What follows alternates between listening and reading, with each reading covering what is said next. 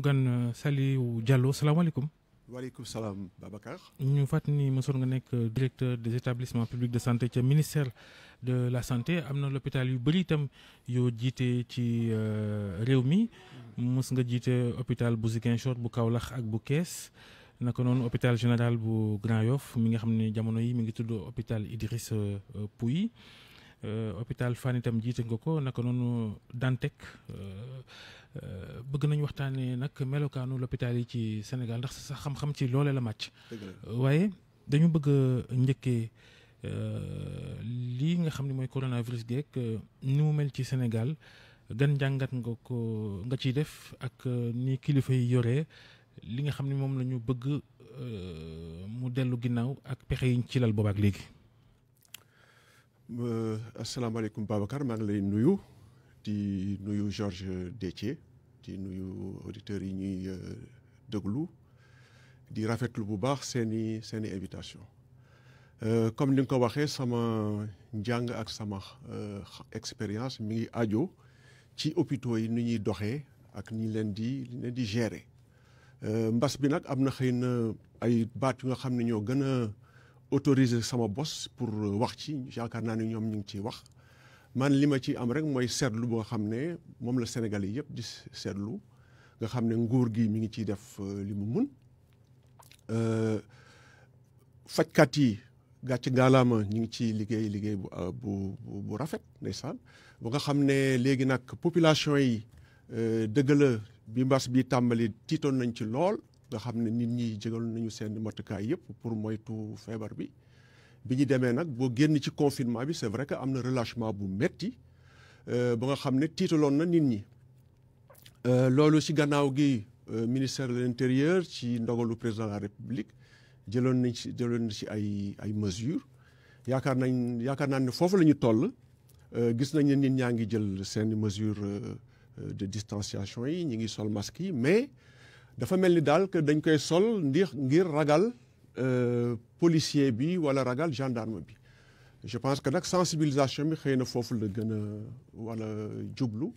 nit ñi gëm ne que feebar baa ngi fii ñu moytu ko muy teewaayu gendarme wala muy policier wala muy ñàkk teewaay bi ñu fexe daal boo moytu feebar bi ñu moytul ko seen bopp gëm ne feebar baa ngi fi loolu daal mooy si sama gis-gis li si sax nag ma bàyyi ko ak spécialiste yi. léegi est-ce que engagement communautaire bi ci wàllu boobu mën na cee indi dara.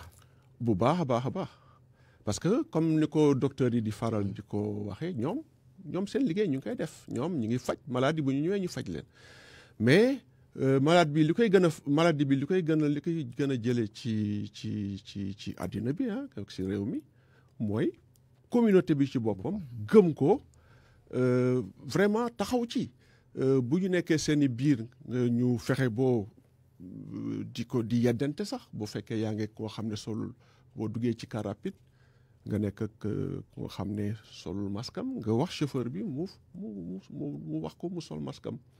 boo leen nekkee ci réunion man damay nekk samay personnel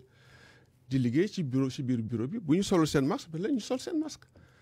donc feebar bi xëy na nit ki da ciy aar boppam mais bu ciy aar boppam mi ngi aaraale ñeneen ñi. donc dafa nekk lu nga xam ne du rek taxawaayu nguur gi du rek taxawaayu personnel de santé bi taxawaayu communauté bi la. am na loo xam ni seetlu nañ ko ci wàllu paj mi lu ñuy wax traitement à domicile maanaam nit ki yor yëf yi ñu faj ko ca këram mu toog fa loolu itam looy bàyyi xel la est-ce que ci corona gi ak ci Sénégal ak melokaanu dëkkuwaay yeeg melokaanu nit ñi lu wóor la. bon loolu am na lu ma ci dégg ñun dañuy liggéey ci wàllu soins hospitalisation à domicile parce que boo déggee ne hôpitaux yi tout le temps dafay yéen ñëpp je pense que dund nañu loolu chaque fois dañuy dem ci hôpitaux yi ñu ne hôpitaux yi dafa fees amuñu place boo déggee loolu aussi da ngay jël ay matukaay yuy tax bu maladie demee ci hôpitaux yi ñu mën fa am ay place je pense que loolu ñu ngi ciy liggéey bu baax a baax man bi ma nekkee directeur des hôpitaux ñu ngi ci doon liggéey ci wàllu SAMU da ngay dem ci hôpital bu nga xam ne xëy na day am sax lal mais ñi nekk ci service des urgences bi du ñu xam ne am na lal bu nekk ci biir ñu ne donc ñu recenser lal yi di ko jottali waa SAMU nga xam ne bu boobaa bu urgence amee malade bi day woo SAMU dina am cartographie wu lal yëpp ci biir hôpitaux yi mu xam fu muy jóbloo malade bi donc loolu bokk na ci li ñuy def pour gën a yaatalal place yi ci malade yi am na ci yeneen aussi yeneen taxawaay mooy yi ñuy wooye alternative à l'hospitalisation classique hospitalisation classique mooy nga ñëw ñu consulter la hospitaliser nga nekk ci biir hôpital bi mais loolu du toujours la am njëriñ parce que da ngay xool malade bu nga xam ne par exemple opéré nañ ko ba pare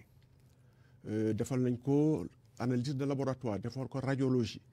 opéré ko bu dara desul lu nga xam ne dañuy faj rek góom biñ ko opéré je pense que mun na génn bàyyi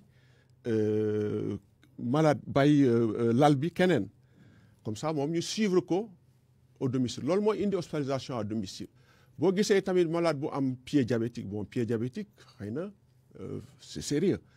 mais je pense que aajowul malade bi tous les matins muy déplacé wu di dem lu fu mel ni hôpital Abass Ndao mun nañ ko fekk këram di ko def ay soins am na aussi ay malades yu nekk neurologie nga xam ne dañuy def AVC malade bu def AVC ba pare buñ ko xamee seet lever urgence ba pare dañ koy génnee mais moom xëy na sa vie n'est plus. nit ñi dañoo jàpp ni saa yu nit tollee ci wenn melokaan wi mu dem l'hôpital ñu ne nañ ko yóbbu kër ga dañuy jàpp ni médecin yi dañu bëgg a wax njaboot gi ne kii mënatuñ ci moom dara est-ce que noonu la demee. non demeewul noonu parce que bu fekkee malade bi par exemple dafa nekk personnes âgées wala moo def ay soins palliatifs bu boobaa mais boo ko yóbbu hôpital sax duñ ko fa téye parce que dafay occuper laal bu nga xam ne dafay aaju faj bu yàgg donc malade boobu ça veut pas dire que dañu amatul espoir ci moom donc mun nañ ko faj boobu mun nañ ko continuer ci dëkkuwaayam mais sous certaines conditions parce que loolu aussi tekkiwul rek ne dañuy bàyyi rek ku xëy rek yóbbu jël fekk malade ci këram jël ko hospitaliser ko dañ koy organiser ba nga xam ne parce que ministère de la santé moom mooy joxe autorisation yi daf koy organiser ba nga xam ne hôpital moom mooy continuer liggéeyam ci dëkkuwaay bi nga xam ne lépp lu ñuy def parce que hospitalisation à domicile dafa wuute ak li ñuy wax soins à domicile da ngay ñëw allo nga fekk malade bi këram consulter ko wala nga defal ko ay soins mais hospitalisation à domicile dafay nekk lu nga xam ne ci autorité wu hôpital bi lay nekk hôpital bi moom mooy hospitaliser malade bi ci biir hôpital bi bu demee ba nga xam ne malade bi xëy na faj bi mun nañ ko mottali ci kër gi mu soog ko demander léegi nag ci biir feebaru mbas bi am na ci ñu jot nañ ci wax ne que xëy na Sénégal peut-être que dëkkuwaay adapté wul pour def hospitalisation à domicile parce que xëy na boo ñëwee ci yenn kër yi da ngay gis benn néeg moo xam ne wala ñaari néeg nga xam ne ñëpp ko bokk xëy na foofu dina jafe. risques yi dana am ay risques mais de la même façon boo ñëwee ci kër jàmbur également nga am gan nit ñi am na nu nga xam ne dinañ fexe boo dalal gan bi ba nga xam ne dinañ ko may mu am fu muy nekkee ak wër kër gi c'est la même façon. mais est-ce que contexte yu mel nii lu ni mel ay mbirum hospitalisation à domicile du indi confusion ci bopp ñenn ñi ndax ci dégg-dégg rek tam ñu yaakaar ne hospitalisation à domicile bu fekkee ne option boobu la ñenn ñi jël jarul ñuy dem à l'hôpital. du benn kii de ci xam nga hospitalisation à domicile dañ ko def uniquement pour hospitalisation yoo xam ne amul pertinence c'est pour que hôpitaux yi ñu mun ko yaatalal ñi nga xam ne ñoo ko soxla tigi. waaye nag loolu mandarga la ci ne manqué yi bëri na ci l'hôpital yi ginnaaw sa xam-xam ci loolu la màcc buñ demee ba nii nañuy faj nit ñi seen kër lal yi doyul moo lay wan ni problème am na. déedéet jotewul dara je pense que manqué yi jotewul dara ak c'est vrai que manqué am na loolu moom dinañ ci ñëwaat mais manqué jotewul dara ak hospitalisation à domicile dafa mel hospitalisation de jour. am na hospitalisation de nuit am na boo demee am psychiatrie ay malades yu nga xam ne xëy na seen feebar demewul noonu dañuy dem liggéey ci bëccëg bi bu guddee ñu dem hôpital ñu hospitaliser leen bu bëccëgee ñu dellu seen liggéey donc dafa am ñu nga xam ne dañ leen ko jagleel nga xam ne sax loolu ñoom loolu mooy tax sax seen faj gën a gaaw boo gisee pied diabétique bi ma la wax. xanaa mooy ñi dem di jël ay perfusion ñibbiwaat ak ñoom. par exemple. exemple boobu mun nañ ko joxe yow sa bopp boo amee un palu mais mun nga ne man dama am palu dañ ma war a perfuser mais bugguma dem tëdd hôpital ñu may perfuser pour faj sama palu. léegi gën xayma ngay def ci melokaanu l'hôpital yeeg li askan weeg syndicat yeeg fajkat yi di jàmbat ci ne l'hôpitalu Sénégal yi daanaka jagul. waaw loolu nag beneen waxtaan la c'est vrai que hôpitaux yi am na ay jafe-jafe c'est vrai que mbas bi aussi dafa xëy na si yenn dafa ñëw dal ci kaw dëkk àddina bi nga xam ne benn secteur mucc ci rawatina secteur santé am na secteur yi nga xam ne nag xëy na liggéey bi dafa sooxe boo jëlee secteur du tourisme boo jëlee yeneen secteur commerce yi mais ci wàllu hôpitaux yi dafa ñëw xëy na wone doole hôpitaux yi limite hôpitaux yi je pense que jàngat boobu la ci nit ñi am ba nga xam ne xëy na sax Sénégal bokkul ci dëkk ñoo xam ne ñoom la seen système de santé gën a néew ci àddina Sénégal effectivement bokk na ci Sénégal ci système de santé yi nga xam ne en Afrique yu ñu gën a ràññee ci seen taxawaay balaa nga ci xam dara nga dem ci hôpitaux yi da nga koy gis malade yu bari yu jóge bitim réew di ñëw di faju Sénégal dafay yóbbu sama xel ci ku mel ni professeur Pierre Ndiaye boo doon dem ci consultation da ngay fekk ay xeetu mauritanien ay xeetu malien ñoom ñëpp dama koy tudd nii rek pour rendre ko hommage parce que dafa nekk koo xam ne dafa dox rôle bu am solo ci biir hôpitaux yi di ko rendre hommage di ko ñaanal yàlla xare ko àjjana léegi nag njàngat boobu dafa indi liggéey bu am solo bu ñu war a indi bu ñu war a def ci hôpitaux yi je pense que fu nekk nii li ñuy xaar ci hôpitaux yi mooy relever plateau technique yi. loolu dañ koo dégg ba nga xam ni fi mu toll nii moom boo ko déggee sax day dugg ci nopp bi génn ca beneen ba. voilà loolu je pense que loolu moo tax ñu toll fu nga xam ne nag c'est l'occasion ou jamais pour défi boobu ñu relever ko et je pense que également ministère mi ngi ciy liggéey ñu def un plan d'investissement gis nañu ne temps yi bon ministre bi mi ngi lever ay urgences par exemple hôpital bu Matam ñu ngi koy jagleel benn scanner boo xam ne dina ko jot ci fan yi je pense que loolu ñu ko ci encouragé di ci féliciter ministre bi mais li ñuy xaar ci dëgg-dëgg mooy li nga wax léegi hôpitaux yi dafa am ay niveau dafa am hôpitaux de niveau 1 am hôpitaux de niveau 2 am hôpitaux de niveau 3 am ay centres de santé hôpital bu ci nekk dafa am lu ñu la sas dafa am mission buñ la dénk boo déggee ne hôpitaux yi dañuy am jafe-jafe ji foofu la dekk c'est-à-dire hôpital bu nekk ñu fexe ba nga xam ne mission bi la état bi sant nga jouer ko pleinement boo jëlee hôpital de niveau dafa am lu mu war a am ci plateau technique dafa am lu mu war a am ci personnel dafa am lu mu war a am ci matériel. mais est-ce que ça ne pose pas aussi problème malgré niveau yi ngay wax hôpitaux ay hôpitaux yi nga xamante ne seeni service matewul. waaw loolu laa des services qui ne fonctionnent même pas. c'est ce que je dis. Ouais. C'est-à-dire que maintenant il faut faire l'évaluation des structures de santé xool hôpital bu nekk lan mooy mission boobu tant que joué ko pleinement toujours dafay am ay jafe-jafe hôpital de niveau 1 am na lu ñu ko jagleel hôpital de niveau 2 bu ci nekk hôpital de niveau 3 muy hôpitaux régionaux yi muy hôpitaux nationaux yi yu mel ni Dantec ak hôpital principal bu ci nekk ñu xool mission lan mooy sa mission su fekkee ci wàllu plateau technique la ñu fexe ba plateau technique boobu ñu prévoir ko ci plan d'investissement bi fexe ba hôpitaux yi nekk dox ci. mën nañ joxe misaal hôpital Dalal Jàmm fi ndi woon coow fan yi ak président conseil d'administration ba démissionné woon ndax la njiitu réew mi bëgg ñu tabax fa ay services yoo xam ni moom dafa jàpp ni du lu ëpp solo ci l'hôpital bi fi ñu toll ndax ni Georges waxee sànq hôpital boobu di Dalal Jàmm am na service yu doxagul est-ce que loolu tam aw doxalin wu gën la. bon c'est vrai que hôpital Dalal Jàmm li ñu ci war a wax je pense que jot nañ ci wax lu bari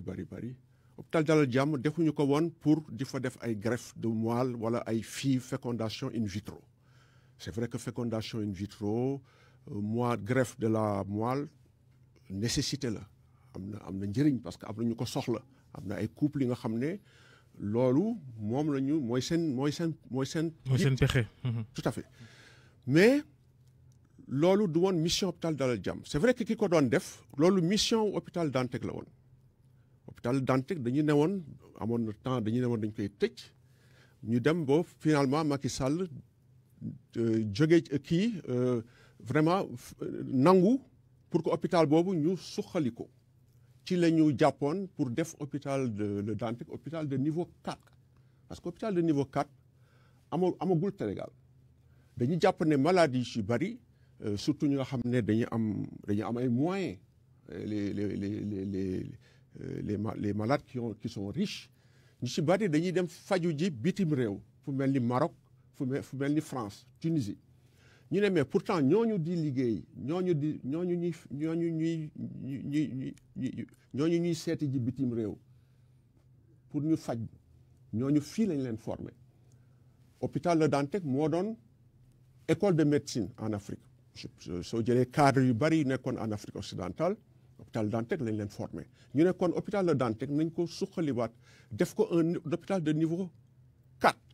spécialité yi nga xam ne ñoo gën a pointu muy greffe de la moelle ak yeneen ñu koy defee foofu hôpital Dalal Jàmm ñu def ko hôpital de niveau 3 ba tax ne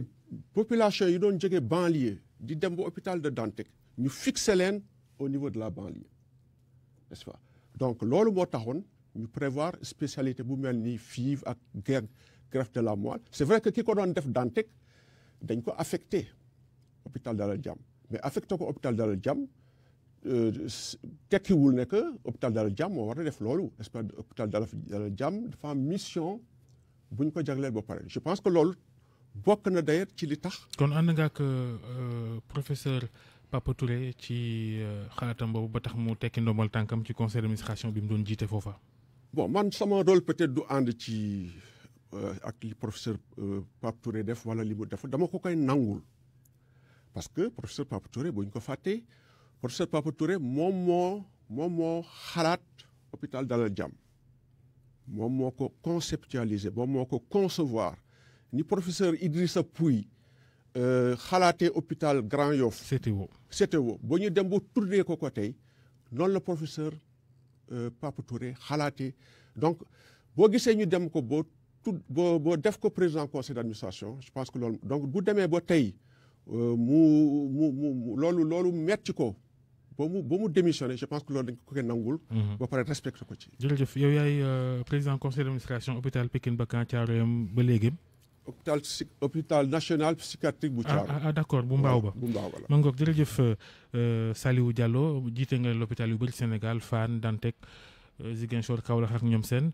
nekkoon nga itam directeur des établissements publics ca ministère de la santé jaajëf ci waxtaan bi jërëjëf Georges Déthié Diop jaa ngeen jëf mbokk yi.